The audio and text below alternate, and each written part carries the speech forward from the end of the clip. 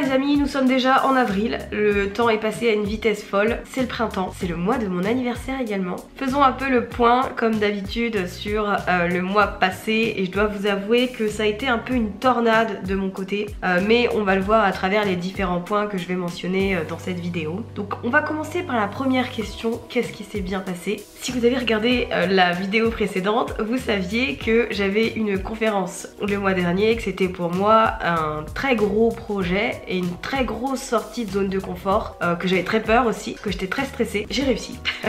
J'ai réussi, donc je suis très contente. Honnêtement, jusqu'au bout, jusqu'au moment où je suis montée sur la scène et que j'ai pris le micro, je me suis demandé si j'allais y arriver et j'ai eu un doute. Mais je pense que j'avais tellement révisé et je me suis aussi tellement conditionnée dans le fait que ça va bien se passer, que je vais y arriver, qu'il n'y a pas de problème, que je suis juste là finalement pour raconter ma vie essentiellement. Donc je peux pas oublier mon texte, je peux pas me tromper. Et bien au final ça s'est bien passé, j'ai réussi à faire mon texte dans les temps, genre le timing était parfait, j'étais moi-même choquée. J'ai mentionné tous les points qui nous semblaient avec ma coach en prise de parole importants, donc je suis contente pour ça. J'ai pas été non plus hyper à l'aise, je vais pas vous mentir, j'ai regardé personne dans les yeux. Pour moi c'était... j'ai essayé 2-3 fois de regarder des gens dans les yeux, mais en fait je sentais que ça me déstabilisait énormément. Donc je regardais par terre, je regardais devant moi, je regardais dans le vide, mais voilà, je faisais en sorte quand même d'éviter les regards, donc je vais pas vous dire que prochaine étape c'est le TEDx, mais en soi je suis très contente, très fière d'avoir réussi cet aspect là, parce que mine de rien je misais quand même beaucoup dessus pour mon estime de moi et ma confiance en moi, je vais pas vous mentir. Si j'avais foiré cette conférence, je pense que ça m'aurait flingué en termes de confiance et que j'aurais refusé tous les projets qu'on m'aurait proposés d'ici la fin de l'année. Donc je suis contente de l'avoir réussi parce que je sais que ça me met dans un mood différent et que dans ma tête, eh bien, ça m'ouvre une nouvelle porte en termes de possibilités et d'opportunités. Et je sais que maintenant, eh bien, la boîte qui regroupe les choses qui me terrifient, eh bien, elle commence à se vider petit à petit. Et ça, c'est une bonne chose. La deuxième chose qui s'est bien passée, eh bien, c'est le challenge Podpreneur. En fait, sur la fin du mois de mars, j'avais décidé d'organiser un challenge avec 4 jours où j'allais pouvoir délivrer une petite vidéo et des exercices à des entrepreneurs qui souhaitent lancer leur podcast. Et en fait, il se trouve que j'ai eu le Covid. Moi, je pensais que c'était la grippe que j'ai attrapée. Et donc, je suis tombée malade en plein pendant ce challenge. Et mine de rien, même si j'ai eu, allez, on va dire 2 jours assez compliqués et assez intenses, j'ai réussi à tenir le cap, j'ai réussi à gérer le groupe, j'ai réussi à donner mes feedbacks, à être dans l'interaction avec les participants et participantes. Donc c'était très cool, honnêtement, ça m'a fait très plaisir. Je crois que j'ai eu un peu plus de 400 inscrits et sur le groupe de la communauté où il était possible de poser ses questions, il y en avait la moitié. Donc c'était pas mal, sachant que j'étais toute seule à gérer. Je dois vous avouer qu'à un certain moment, je me suis demandé si c'était une bonne idée d'avoir mis en place ce groupe. Mais au final, tout le monde, voilà, partageait ses réponses, les gens se répondaient aux questions, etc. des autres. Donc c'était bien et ça m'a aidé finalement à apprivoiser le truc et je suis très contente d'avoir du coup organisé ce challenge là. Je suis aussi très contente mine de rien que sur cette période où j'étais censée animer un challenge et aussi gérer le défi brique, en fait je me suis pas mis la pression, je me suis quand même pas mal écoutée, j'ai fait ce qui était important sur ma to-do list et ça je dois vous avouer que le fait que je culpabilise pas d'être malade et de me reposer comme ça pouvait être le cas il y a quelques temps et que je m'écoute, que j'accepte le fait que voilà je peux rien faire donc je donne le maximum à cet instant T et ce sera suffisant. Mais en fait mine de rien c'est une petite victoire pour moi. Alors qu'est-ce qui ne s'est pas bien passé ce mois-ci? Honnêtement beaucoup de choses. J'ai manqué de régularité dans tout, c'est-à-dire que je suis arrivée au bout de mes épisodes de podcast et donc je n'avais rien en stock et donc il y a une semaine du mois de mars où je n'ai pas mis d'épisode parce que j'étais malade et que je n'avais rien à diffuser à ce moment-là. Donc très mauvaise organisation de ma part qui m'a fait manquer du coup une semaine de podcast. Donc un épisode en soi c'est pas la fin du monde hein. Mais moi voilà ça m'embête parce que ça aurait pu être évité si j'avais un peu anticipé les choses. Même chose sur YouTube, j'ai mis une vidéo et c'est la vidéo de planification qu'en plus je crois j'ai mis au milieu du mois de mars, donc un peu tard. Honnêtement ça a été le chaos en termes de création de contenu parce que mon esprit était omnubilé par la conférence et qu'en fait je n'arrivais pas à penser à autre chose et à m'investir dans autre chose tant que la conférence n'était pas passée. Une fois qu'elle est passée, très bien, j'ai pu avancer sur mes projets, faire le challenge etc.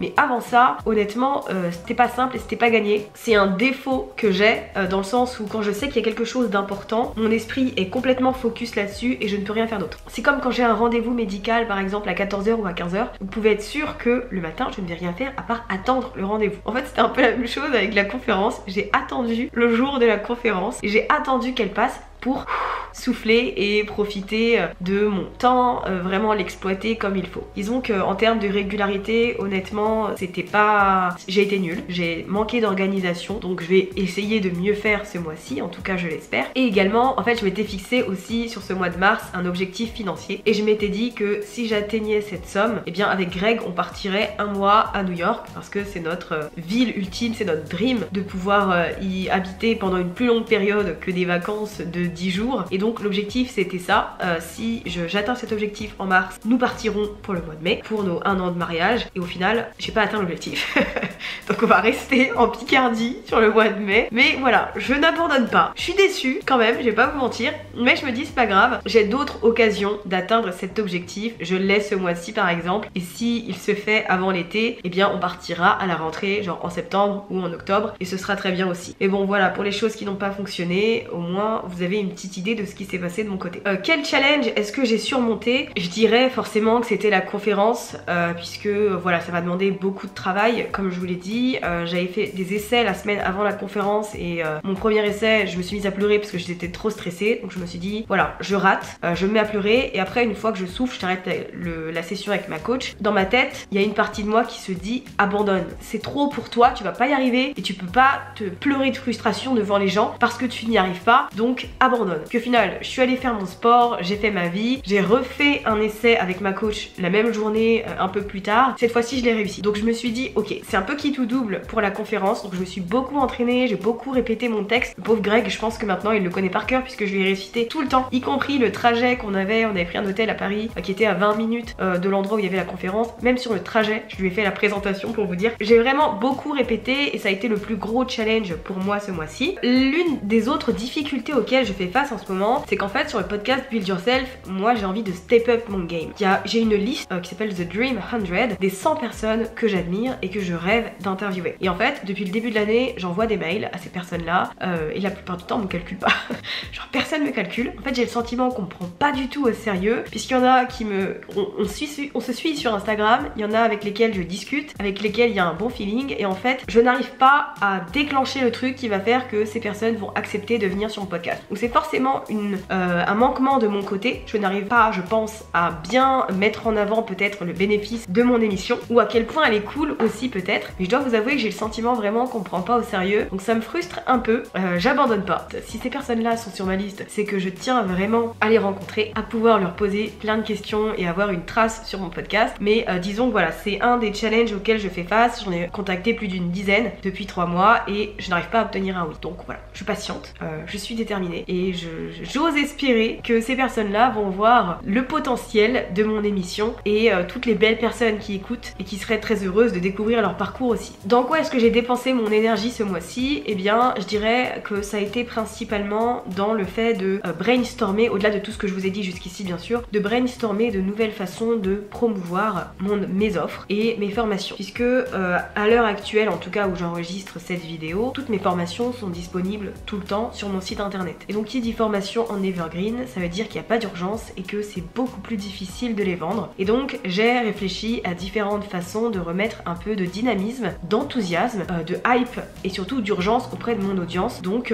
ça passe notamment par le fait d'organiser un challenge, de proposer un format accélérateur avec des lives de groupe sur ma formation Build Your Podcast pendant 6 semaines. Voilà, ce genre de choses, ce sont différentes idées auxquelles j'ai pu réfléchir et dépenser mon énergie. Ça a nécessité un très grand travail de veille finalement et de voir ce que font les autres. Mais je pense que ça a apporté ses fruits. Ce sont des stratégies que je vais déployer au fil des mois et puis je vous ferai un récap avec grand plaisir sur ce qui a fonctionné pour moi, ce qui n'a pas fonctionné et ce qui m'a permis d'avoir des résultats. Est-ce que je suis satisfaite de ce mois-ci? Alors je dois vous avouer que je suis quand même pas contente de moi-même de ne pas avoir été régulière en termes de contenu, mais en même temps j'ai réussi la conférence, donc je dois vous avouer que ça efface un peu toutes les choses entre guillemets négatives de ce mois-ci. En fait j'y pense souvent, je suis super fière, je suis super contente, donc je dirais que je suis satisfaite complètement de ce mois de mars. Est-ce qu'il y a une chose que je ne veux plus à compter du mois prochain? Eh bien je dirais en fait le manque de visibilité en termes de contenu. Là quand je me suis retrouvée sans épisode de podcast d'avance et en plus malade, en fait ça a été un bon rappel pour moi que j'ai besoin d'être beaucoup plus rigoureuse dans mon organisation,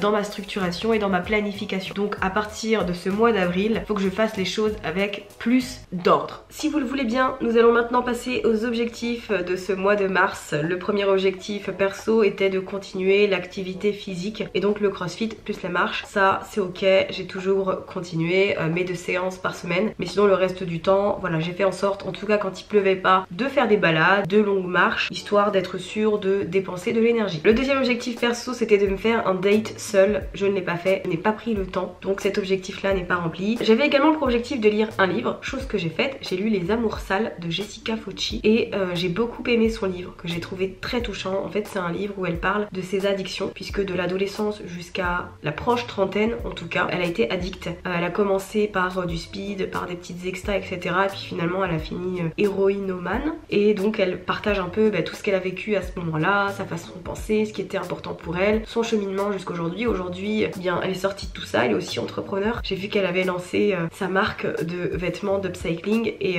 c'est très cool comme projet, donc voilà, j'ai trouvé que c'était un livre très intéressant et si jamais vous êtes sensible à ce genre de sujet là, je pense qu'il pourrait vous intéresser. Passons maintenant aux objectifs professionnels. Le premier était de recycler un maximum de contenu, chose que j'avais déjà démarré le mois d'avant et que je n'ai pas continué sur ce mois là, puisque comme vous avez dû le remarquer en termes de création de contenu, le mois dernier je me suis crue en vacances, donc voilà, il s'est pas passé grand chose. Le deuxième objectif qui était d'étoffer mon écosystème de petites offres a avancé, mais il n'est pas terminé, donc ça c'est une bonne chose. Je sais que je suis en chemin, finalement ça va corréler avec mes objectifs d'avril qui est de terminer tout ce que j'ai commencé, parce qu'il y a un paquet de choses, mais disons que ça a avancé mais que c'est pas terminé, donc je ne vais pas cocher cette case. Et la dernière case c'était de réussir la conférence, chose qui est faite, donc voilà, je suis très contente là-dessus, très soulagée, je pense qu'on a compris. Si vous le voulez bien, on va en profiter pour voir ensemble les objectifs que je me suis fixés pour le mois d'avril, et là il y en a beaucoup plus, à la fois en perso et en pro, que les 3 auxquels je m'astreignais sur les mois précédents. Donc dans la catégorie perso, le premier objectif que j'ai c'est de sortir plus souvent, puisque qui dit printemps dit aussi arrivée de journées beaucoup plus ensoleillées, plus longues également, donc à chaque fois qu'il va faire beau, et bien je vais faire en sorte de sortir, de prendre l'air, de m'aérer un peu l'esprit. Je suis une personne très casanière en fait, je ne m'ennuie pas chez moi, donc j'ai du mal à sortir. Pour autant ça me fait toujours énormément de bien, c'est un de mes objectifs ce mois-ci. Le deuxième c'est de mettre 20% de mes revenus sur le nouveau compte bancaire que j'ai ouvert afin d'étoffer ce compte et d'avoir des économies de côté. Le troisième ce serait de réserver les vacances d'été avec Greg, puisque c'est vrai qu'on est déjà au mois d'avril et que vaut mieux s'y prendre en avance et pas attendre la dernière minute, donc l'idée ce serait quand même qu'on puisse avoir une idée de où on part et de combien de temps. J'aimerais bien aussi sur ce mois en objectif perso ne pas prendre mon téléphone sur la première heure qui suit mon réveil, parce que je vais être totalement honnête avec vous, je me couche avec mon téléphone, donc je check mon téléphone jusqu'au moment où je le pose pour dormir. La première chose que je fais au réveil c'est que je prends mon téléphone, je vais me préparer etc, et en fait je passe du temps sur des... voilà, je vais regarder mes mails, je regarde les réseaux sociaux, ce genre de choses là qui n'est pas du tout utile et qui peut carrément attendre que je prenne du temps pour moi. Donc si je peux m'accorder cette première heure au réveil en tout cas et ne pas la polluer avec tout ce qui est réseaux sociaux, ce serait bien. Et enfin le dernier objectif de cette partie là c'est de développer mon appareil photo argentique, puisqu'en fait j'ai fini ma pellicule je pense à la fin de l'été 2022 et je ne suis toujours pas allée la déposer pour faire développer les photos. C'est un scandale, moi je procrastine tout comme ça, donc là je me suis dit on est en avril, tu vas développer tes photos. Donc voilà, je sais qu'il faut que je fasse ce mois-ci et je vais trouver un moment pour le faire. On va maintenant passer aux objectifs professionnels et dans un premier temps, comme j'ai été super nulle avec YouTube le mois dernier, alors que c'est une plateforme qui me tient vraiment à cœur, et bien j'ai décidé que l'un de mes objectifs ce mois-ci serait de mettre en ligne 2 vidéos par semaine. Voilà, si j'en ai plus après parce que je suis surmotivée, tant mieux, mais voilà, 2 c'est le minimum, 2 par semaine. Idéalement le mercredi et le vendredi, ou le mercredi et le dimanche, mais bon, à déterminer, je préfère pas m'imposer de jours puisque je me connais. Le deuxième objectif de ce mois d'avril c'est de créer une nouvelle offre. En fait il y a 2 ans j'avais créé une offre qui s'appelait The Rising Entrepreneur, qui était une sorte de format hybride entre un coaching, un accompagnement de groupe et une formation en ligne, où en fait j'apprenais aux membres à créer leur première formation en ligne, à la lancer et à mettre en place un tunnel de vente automatisé. J'avais beaucoup aimé et au final ça m'avait pris énormément de temps puisque j'avais fait pas mal d'erreurs sur la façon dont je devais gérer le programme, et donc j'avais décidé de l'arrêter une fois que tout le monde avait fini son année dans le programme. Puis je me dis cette année moi tout le contenu que j'avais créé pour cette offre là il est encore d'actualité, il est encore valable, donc je peux tout à fait m'en inspirer pour créer une nouvelle offre de ce type et reproposer une offre comme ça avec cette fois-ci les leçons que j'ai tirées de mes précédentes expériences. Donc sur ce mois-ci si j'aimerais bien travailler sur cette offre là et avancer un maximum sur le contenu. Je vais pas forcément la prévendre, ou en tout cas je vais commencer à créer une grosse partie parce que c'est une grosse formation, c'est un gros programme avec de grandes étapes, et donc là je vais être beaucoup plus intentionnelle finalement dans ma façon de structurer les choses, et j'aimerais bien quand même avoir un paquet de leçons en avance et finir à la limite de créer plus tard, mais je ne vais pas prévendre, je vais commencer à créer dès maintenant. Le troisième objectif, c'est de finir par décrocher une fucking interview d'une personne qui est dans ma liste des Dream 100. Je n'abandonne pas, je me suis pris des noms jusqu'ici, c'est rien. Franchement, je suis touchée mais je reste debout. Je me dis, en avril, quelqu'un va me dire oui. Je me suis pris tellement de noms et tellement de non-réponses qu'on m'a tellement pas calculé que je me dis, là c'est bon, on va me dire oui. Quelqu'un va me dire oui, je le sens et je le sais, je suis déter. Donc j'espère qu'à la fin du mois, je sais pas pourquoi je vous pointe du doigt comme ça, c'est pas poli, désolé. J'espère qu'à la fin du mois, eh bien, je pourrais vous dire, j'ai réussi, I did it. Mais en tout cas, c'est un objectif. Le quatrième objectif, c'est d'avoir 1000 abonnés sur YouTube. En fait, ce qui est très cool avec YouTube, c'est que ça fonctionne comme un moteur de recherche. Je me suis rendu compte que ma première vidéo sur les étapes pour lancer son podcast, elle a dépassé les 2000 vues. Genre, je suis trop contente, ça fait trop plaisir. Vous êtes plus de 600 à être abonnés à ma chaîne. Genre, je suis trop contente. C'est une trop belle récompense, ça motive encore plus à faire du contenu. J'aimerais bien atteindre les 1000 abonnés. Je trouve que c'est un beau palier. J'ai beaucoup d'abonnés à avoir pour arriver aux 1000. J'en suis consciente. Je doute que j'y arrive ce mois-ci, mais je me dis qu'en me fixant cet objectif, eh bien, je vais donner le maximum pour que ça arrive. Et enfin, le dernier objectif que je me suis fixé sur ce mois d'avril, c'est de terminer tous les projets en cours, parce que j'en ai énormément. Je suis en train de créer un annuaire des podcast managers que j'ai formés, et donc pour mettre cet annuaire à disposition des élèves de Build Your Podcast. On a commencé un site pour Irraisonnable, donc la marque que je suis en train de créer et qui va reprendre Irraisonnable Studio pour cet aspect-là, qui va reprendre tout l'aspect podcast avec mon livre, les différentes formations que je propose, mon podcast et d'autres services complémentaires, des services d'agence. Voilà, le site, ça fait plus d'un mois qu'on est dessus, qu'il avance pas. Il y a également d'autres tâches qui traînent dans ma to-do depuis des mois, du type mettre en place des séquences d'emails d'offboarding. Faut juste que j'écrive les mails et que je paramètre tout ça, sachant que j'ai déjà la base. Voilà, il va falloir qu'à un moment donné, tout ce qu'on commence avec Greg, puisque je vais nous mettre dans le même panier, tout ce qu'on commence, on le termine. C'est ce qui va nous aider aussi à avoir, je pense, beaucoup moins de charge mentale et à avoir le sentiment de concrètement avancer. Mais du coup, voilà, c'est un des objectifs, c'est le dernier objectif pro de ce mois d'avril, et c'est de terminer tous ces trucs qui sont sur le feu. Question qu'on avance dans rien, puisqu'on est en train de faire plein de trucs en même temps. Bon, et bien les amis, pour terminer ce vlog, j'ai reçu là, aujourd'hui, nous sommes le vendredi 7 avril au moment où j'enregistre cette séquence vidéo, donc 2 jours après ce que vous venez de voir, et j'ai reçu aujourd'hui mon premier récapitulatif pour mes droits d'auteur. Donc si vous ne le savez pas encore, j'ai écrit un livre qui est sorti le 30 août 2022 qui s'appelle Build Your Podcast, le tremplin pour construire un business rentable, où j'explique toute la stratégie pour non seulement lancer son podcast, mais aussi et surtout en faire un support marketing pour son activité. Donc là j'ai le récap du nombre de livres qui ont été vendus en 2022, du coup de septembre à décembre, et de ce que je vais gagner. Donc je me suis dit que je sais pas, ça pouvait être intéressant aussi pour vous de savoir un peu comment ça se passe de ce côté là. Donc j'ai vendu en physique 1600 de livres et 76 copies digitalisées, EPUB, Kindle, etc. Très contente. Honnêtement, je pensais avoir vendu beaucoup moins puisque j'avais eu une réunion avec mon éditrice à la fin de l'année 2022, on n'avait pas encore de chiffres, mais d'après les estimations, j'étais pas du tout à ce chiffre là. Donc du coup je suis rassurée, je suis hyper contente, hyper reconnaissante. 1600 personnes, 1678 si je cumule les deux, 1678 personnes m'ont fait confiance. Donc je trouve ça génial, surtout que c'est sur une période de 4 mois. Donc je vais mettre les bouchées doubles sur cette année, continuer à faire la promotion du livre, à en parler pour faire en sorte qu'il soit visible. D'ailleurs, si vous faites partie de ces personnes qui l'ont lu, je vous en supplie, je vous en conjure, mettez-moi un avis et 5 étoiles sur Amazon s'il vous plaît. Ça va l'aider en fait à être beaucoup plus visible. Dès qu'on parle de livres, Amazon a un très grand rôle dedans, et c'est vrai que pour l'instant je n'ai que 21 ratings, 21 avis pour 1600 achats. Maintenant je sais que vous êtes 1600 à avoir acheté le livre.